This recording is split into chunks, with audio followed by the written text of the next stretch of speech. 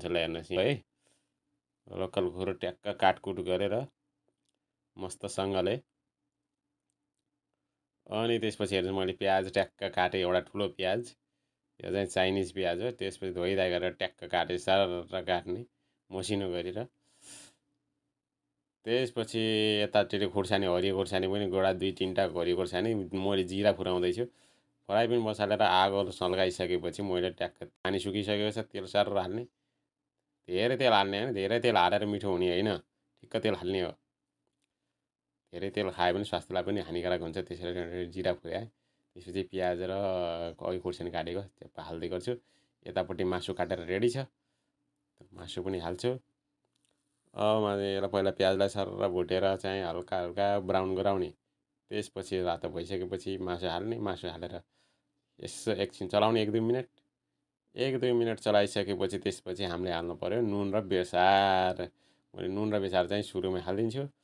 है आवश्यकता अनुसार मसला हाल्दिनँ अहिले थोरै यो देगी मिर्च यो कलरको लागि र खुर्सानीको बास्नाको लागि त्यसपछि हल्का चलाएर मस्तसँग चारैतिर बेसार मसला लगाइसकेपछि त्यसपछि यसलाई छोपिदिने है ट्याक्क ढाकिदिने 5-7 मिनट त्यति बेलासम्म चाहिँ म यता लसुन अदुवा काटेर चाहिँ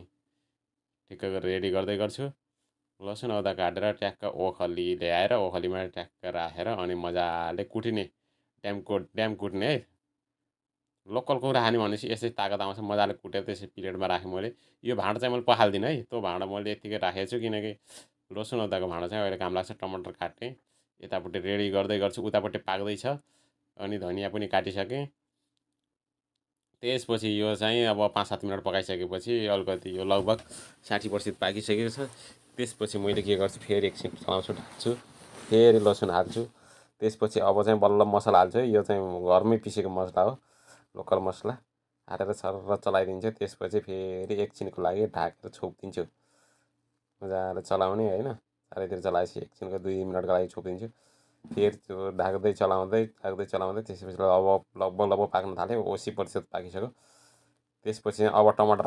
हाल्दा यत्तिकै हाल्ने होइन त्यहाँ टक्क कुवा बनाउने मजाले कुवा बनाएर त्यसपछि बिचमा टमाटर हाल्ने माथिबाट सरर चिकनलाई छोपिदिने त्यसपछि ढाकिदिने 2-3 मिनट ढाकिदिइसकेपछि त्यो अब अघिको भाँडामा मैले नपखालेको राखेको थिएँ लसुन अदुवा कुटेको त्यो भाँडामा चाहिँ मैले पखालेर पानी राखेँ अब यहाँ चाहिँ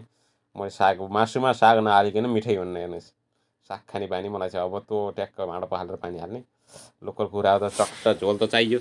होइन यति पानी त पुग्दैन अझै पानी थप्ने ट्याक्क मस्त झोल भयो ल ट्याक्क काटेर सफा गरेको साग चाहिँ मैले ट्याक्क